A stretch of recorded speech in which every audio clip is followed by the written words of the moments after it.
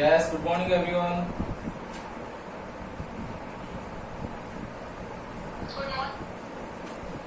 Good morning बेटा, good morning. Good morning, good morning.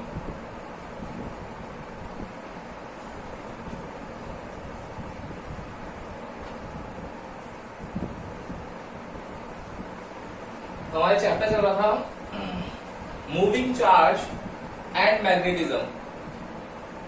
Moving charge and magnetism के अंदर हम लोगों ने लास्ट क्लास के अंदर ऑरस्टेड एक्सपेरिमेंट में हम लोगों ने क्या पढ़ा था कि अगर किसी भी एक कंडक्टर में करंट का फ्लो कर दें, किसी भी एक कंडक्टर में करंट का फ्लो कर दें, तो करंट का फ्लो करने से क्या होता है, मैग्नेटिक फील्ड जनरेट हो जाता है उस कंडक्टर के अंदर, और मैग्नेटिक नीडल जो होती है वो डिफ्लेक्शन शो करना चालू कर देती है।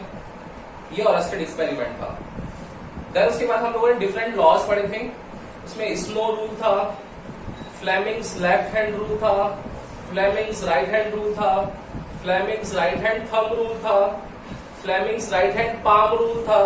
तीन राइट हैंड पे थे, right hand rule, right hand thumb rule, right hand palm rule. उसके बाद वेक्टर रूल बताया था मैंने आप लोगों को। तो ऐसे डिफरेंट रूल्स पढ़े थे हम लोगों ने। मैग्नेटिक फील्ड डायरेक्शन बताई थी मैंने, क्रॉस और डॉट कैसे निकालते हैं, वो सारे लॉज हम लोगों ने लास्ट क्लास में पढ़े थे।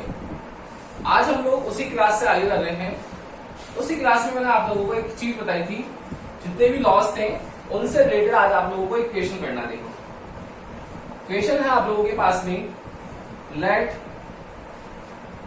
टू स्ट्रेट कंडक्टर है आप लोगों के पास, present at small d distance, and in wire a current is flowing in vertically upward direction, and in wire B current is flowing in vertically downward direction. Same दूसरा type दे रखा है, first है, सेकंड है, ये दोनों conductor wire A wire B, at this time the current I1 and I2 both are flowing in a same direction. ठीक है ना, सेम डायरेक्शन, डायरेक्शन कौन सी, वर्टिकली अपवर्ड, ये भी same distance d। Then find the direction of magnetic force.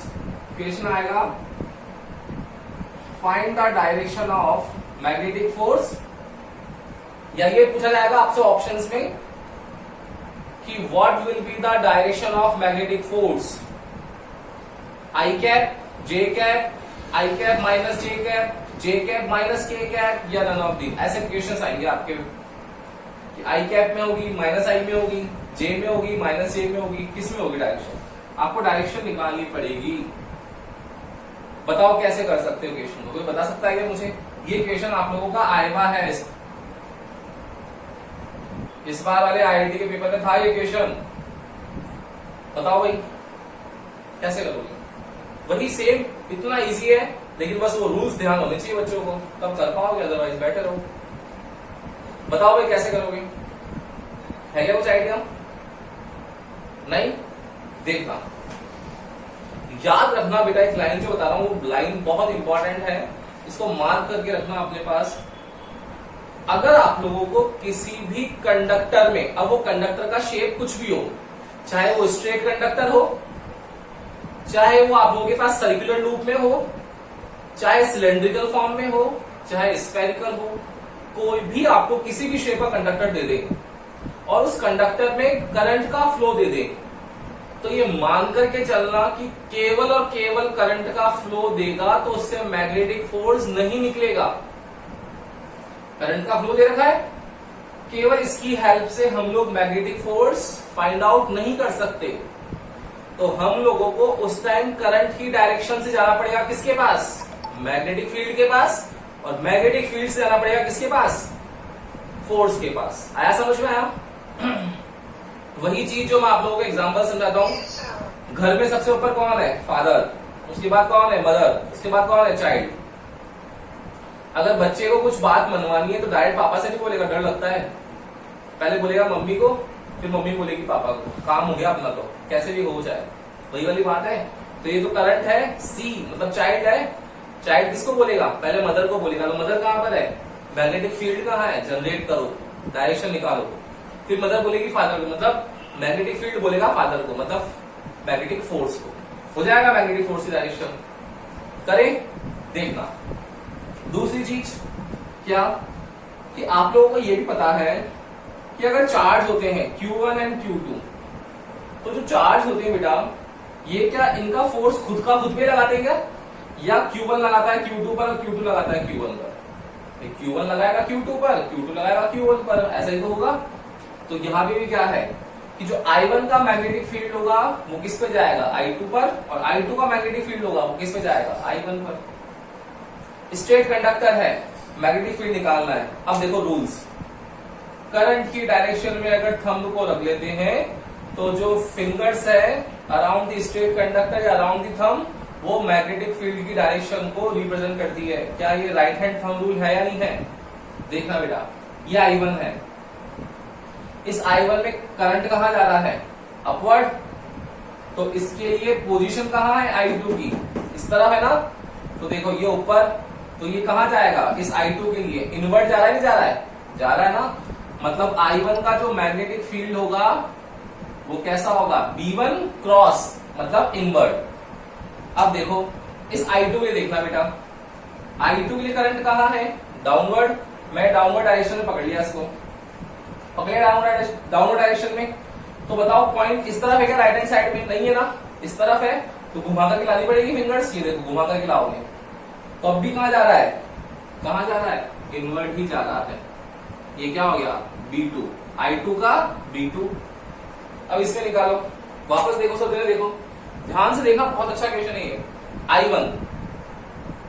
I1 में आप लोगों के पास करंट का फ्लो हो रहा है, ये देखो करंट का फ्लो, तो उसके लिए B वाला वायर का उस तरफ है, तो कैसी डायरेक्शन है, इनवर्ट। ये हो गया B1। अब देखना I2 वाला, देखना ये I2 है, इस I2 की जगह ये पॉइंट इधर होता तब तो क्या होता, इनवर्ट, लेकिन वो बाहर है, तो क्या घूम कर के आएगा, ऐसे ये घूम करके आएगा ऊपर, तो ये डायरेक्शन क्या हो जाएगी, डॉट, मतलब ये क्या हो गया, B2। आया क्या समझ में मैग्नेटिक फील्ड? पहले तो ये बताओ, सबको आ गया? यश, अजमत, आरुषि, गर्विता, वैभव, आ गया ना सबको बेटा? क्लियर है? आप देखना, अब है करंट I1, मुझे मैग्नेटिक फोर्स निकालना है, तो ऐसा कौन सा रूल है जिसमें I, B और F है, I, B और F है। तो I, B और F के लिए आपके पास जो है वो कौन सा है, Fleming's right hand rule, Fleming's left hand rule. तो फ्लेमिंग्स लेफ्ट हैंड था मोटर के लिए, राइट हैंड था जनरेटर के लिए। छोड़ दो, यहाँ कोई इंड्यूस करंट का खेल है क्या, नहीं है, तो फ्लेमिंग्स लेफ्ट हैंड नहीं लगेगा, फ्लेमिंग्स राइट हैंड नहीं लगेगा, एलिमिनेट कर दिया। फिर है Fleming's right hand thumb rule, वो लगा लिया, मैग्नेटिक फील्ड देता है वो। तो अब कौन सा बचा हुआ है बताओ, Fleming's right hand palm rule बचा हुआ है क्या, केवल एक तो रूल बचा हुआ है, वो लगेगा। कैसे लगेगा बेटा, देखो राइट हैंड पाम रूल क्या कहता है कि अगर थंब करंट की डायरेक्शन को रिप्रेजेंट कर रहा है, फिंगर्स मैग्नेटिक फील्ड को रिप्रेजेंट कर रही है, तो जो पाम होगा वो किसको रिप्रेजेंट करेगा, फोर्स को। क्लियर? देखना मैंने कैसे करा, अप्रोच देखना क्वेश्चन की। Fleming's left hand, right hand और राइट हैंड थंब रूल, तीनों को एलिमिनेट किया। क्यों किया, उसका पर्टिकुलर रीजन है आपके पास। Left hand motor, right hand generator, induce current हो नहीं रहा, नहीं लगने वाले। Third, right hand thumb rule, वो तो मैग्नेटिक फील्ड के लिए होता है, उससे मैग्नेटिक फोर्स थोड़ी निकलता राइट हैंड थंब रूल से, तो वो भी एलिमिनेट हो गया, मैग्नेटिक फील्ड निकाल लिया उससे। अब कौन सा बचा, राइट हैंड पाम रूल। खत्म कहानी, राइट हैंड पाम रूल से निकाल लो आंसर। तो देखना, देखो हाथ देखना, सब ने अपना कोशिश करना। करंट की डायरेक्शन कहां है बेटा, ऊपर है क्या, ये देखो ऊपर है। मैग्नेटिक फील्ड कहां है, अंदर है, ये देखो मैग्नेटिक फील्ड, ये फिंगर्स है, ये अंदर की तरफ जा रही है। तो फोर्स देखो कहां आ रहा है, पाम किस तरफ खुल रही है, इस तरफ खुल रही है क्या, तो क्या हो गया, इस पर मैग्नेटिक फोर्स कैसा लगेगा, माइनस I कैप में। ठीक है, अब इस पे देखो, देखो सबने देखो, मैग्नेटिक फील्ड का है, अंदर है, लेकिन करंट डायरेक्शन का है इस बार वर्टिकल डाउनवर्ड। तो क्या होगा, मैग्नेटिक फील्ड अंदर डाउनवर्ड है, तो क्या हाथ घुमा लिया हम लोग, ये देखो निकाल लिया। तो करंट डायरेक्शन, मैग्नेटिक फील्ड अंदर, करंट डायरेक्शन डाउनवर्ड, देखो पाम किस तरफ गया, उस तरफ, मतलब प्लस I कैप। ये मैग्नेटिक फोर्स की डायरेक्शन हो गई, हुई। अब इसमें निकालो, करंट डायरेक्शन का है ऊपर, लेकिन मैग्नेटिक फील्ड का है इस बार बाहर। देखो ये बाहर लगा दिया मैंने, मैग्नेटिक फील्ड बाहर है, करंट कहाँ है, ऊपर है, पाम देखो किधर गई, उधर, मतलब प्लस आई कैप। अब इसमें देखो मैग्नेटिक फोर्स, मैग्नेटिक फील्ड कहां गया बेटा, अंदर इनवर्ड, करंट कहां है ऊपर, फोर्स कहां जाएगा इधर, ये माइनस आई कैप। बस इतना सा करना था आपको, ऑप्शन बताना था, आई कैप है, माइनस आई कैप है, जे है, जे माइनस जे है, ये सब ऑप्शन हो जाएगा आई और आई कैप वाला। आया क्या समझ में, यस और नो? बोलो भाई, आ गया क्या, सबको आ गया ना? चलो तो अब हम लोग इसके अंदर बायो सावर्ट लॉ पढ़ने वाले हैं। अब हम लोग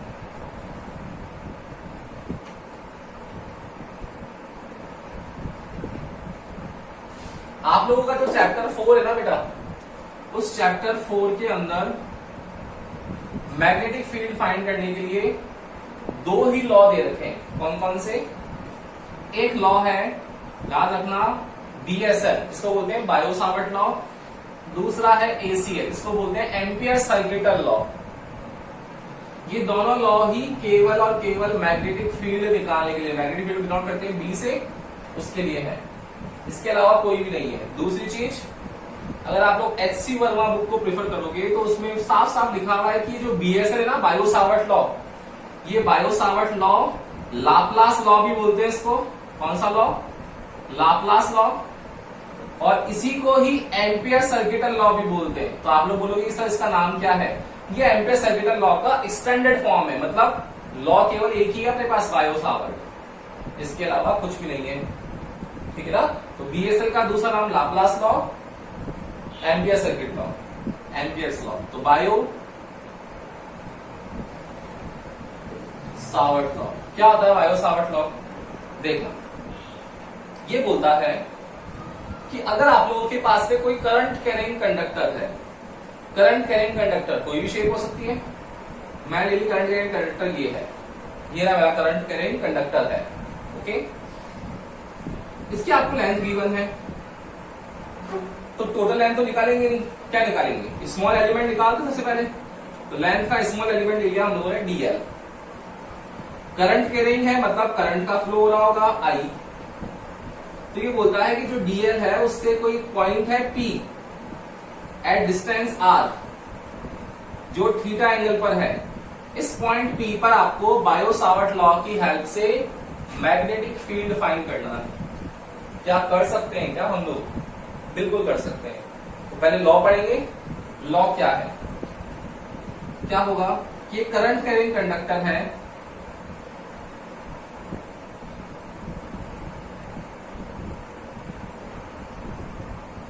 इस करंट कैरिंग कंडक्टर के अंदर करंट का फ्लो हो रहा है I, इसका लेंथ एलिमेंट ले लिया हम लोगों ने, लेंथ है L और लेंथ एलिमेंट है कितना? DL।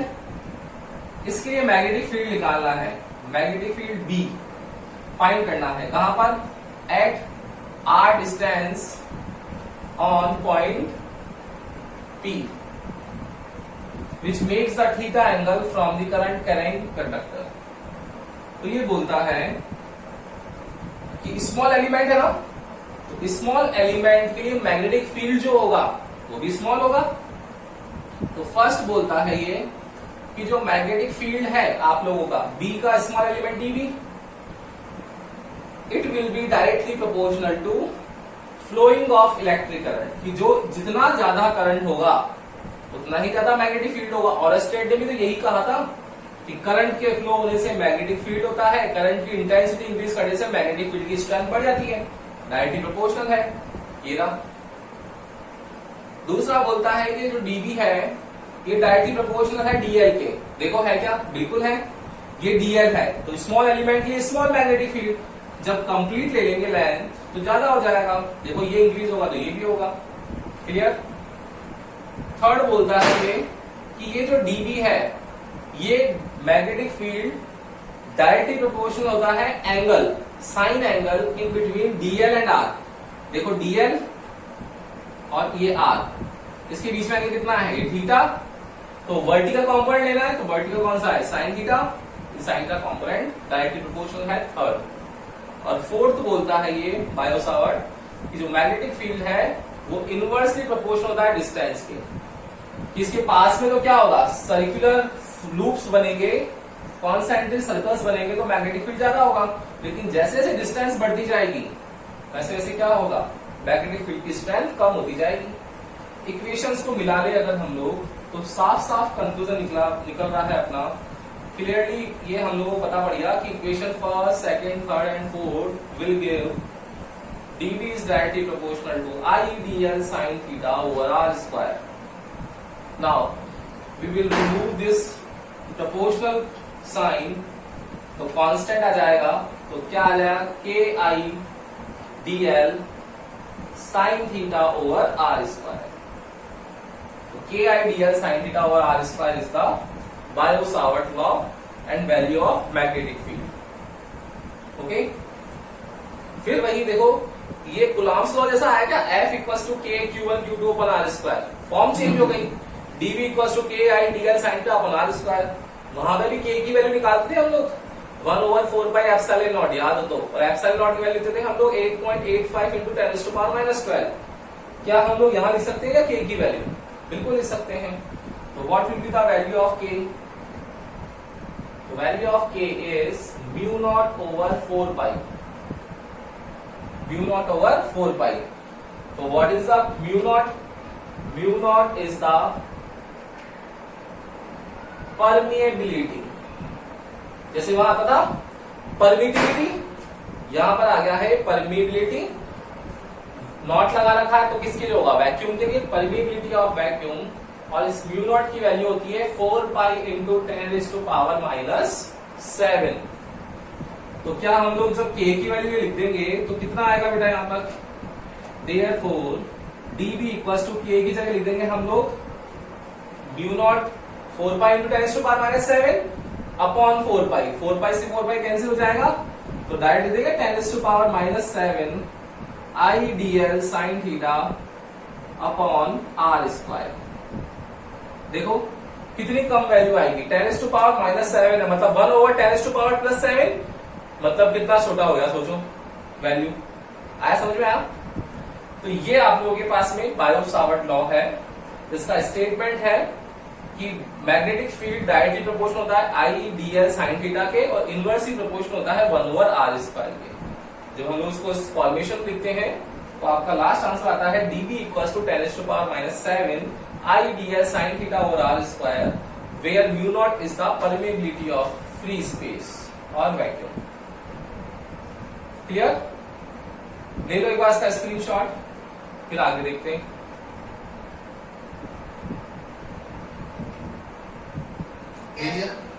ओके, देखो नेक्स्ट है, ये तो लॉ हो गया।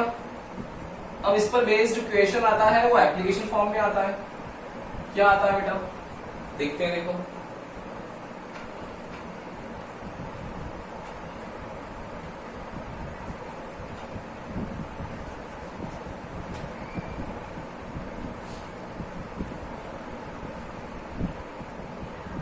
नेक्स्ट आता है,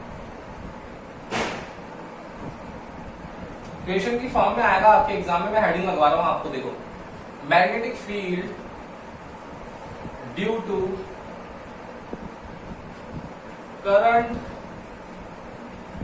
कैरिंग, पहले था स्ट्रेट कंडक्टर, अब की बार मैंने आप लोगों को बता दिया है सर्कुलर लूप। इस बार आपके पास सर्कुलर लूप हो तो मैग्नेटिक फील्ड कैसे निकालेंगे वो देखना है।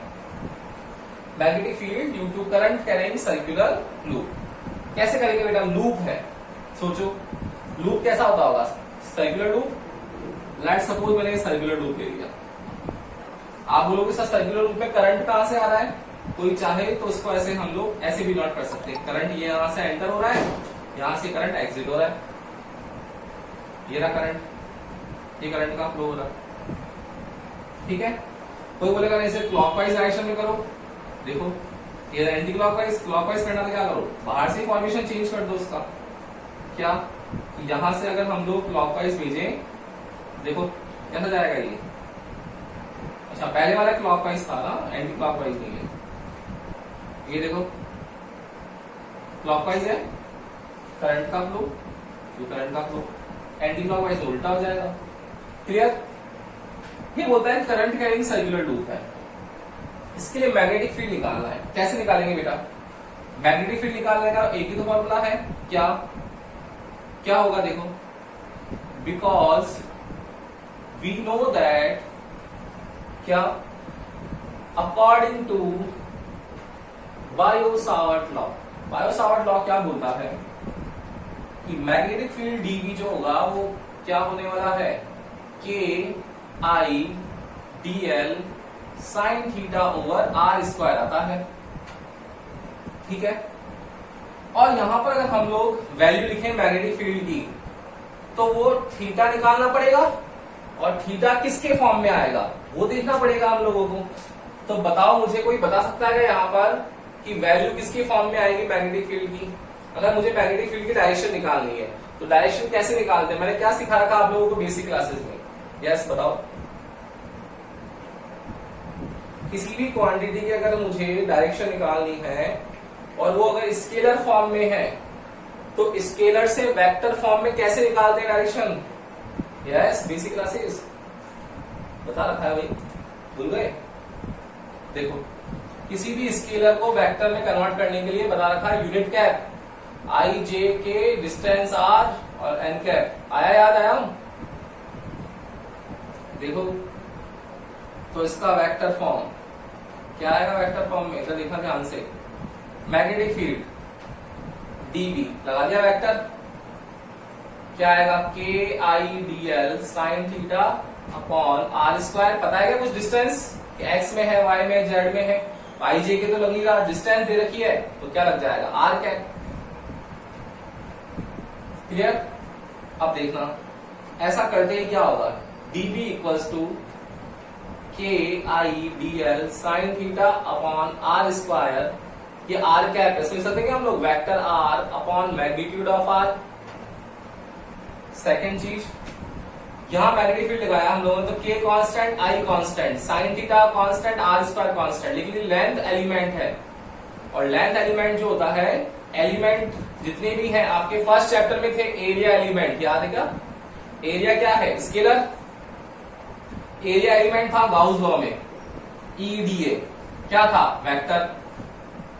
लेंथ क्या है? स्केलर। लेंथ एलिमेंट क्या है?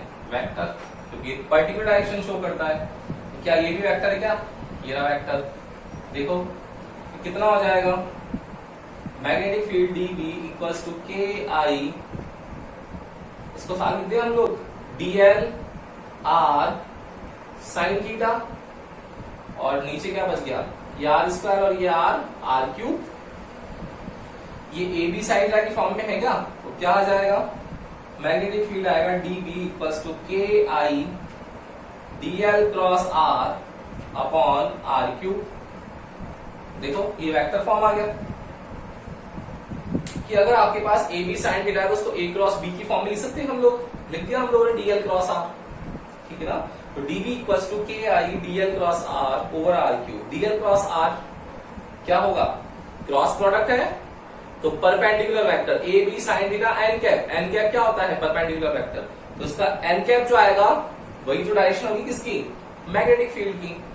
मतलब इसमें मुझे अगर डायरेक्शन निकालनी है सर्कुलर लूप में, तो मुझे किसकी डायरेक्शन चाहिए, पहले डीएल की चाहिए, आर की चाहिए, और डीएल और आर की डायरेक्शन से मैं किसकी डायरेक्शन निकाल पाऊंगा, मैग्नेटिक फील्ड की निकाल पाऊंगा। आया समझ में आया? तो निकाले पहले डीएल और आर, देखना बेटा क्या होगा। ये सर्कुलर लूप है, तो बताओ इस सर्कुलर लूप में, इस सर्कुलर लूप की जो लेंथ होगी वो कितनी होगी, इस सर्कुलर लूप की लेंथ कितनी होगी, 2 पाई आर।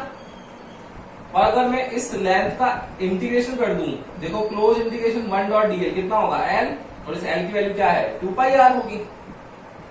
तो कहीं पर भी स्मॉल एलिमेंट ले ले, लेट्स सपोज मैंने स्मॉल एलिमेंट करंट की डायरेक्शन लेना, ये ले लिया, तो बता रखा आपको जब भी सर्कुलर आएगा तो आपको टेंजेंट ड्रॉ करके स्ट्रेट लाइन निकालनी होगी। देखो ये आपकी स्ट्रेट लाइन आ गई, डायरेक्शन डीएल की आ गई, और यहां से ये डिस्टेंस कितनी है r, तो बताओ r और ये dl, इसके बीच में एंगल कितना हुआ 90 डिग्री हो गया।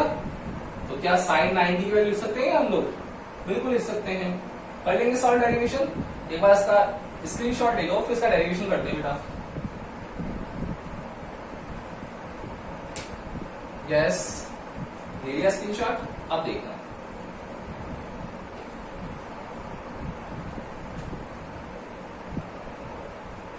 यहाँ डीएल और आर के बीच में 90 डिग्री आ गया। अब मुझे वैल्यू निकालनी है मैग्नेटिक फील्ड की। तो क्या आएगी मैग्नेटिक फील्ड की वैल्यू?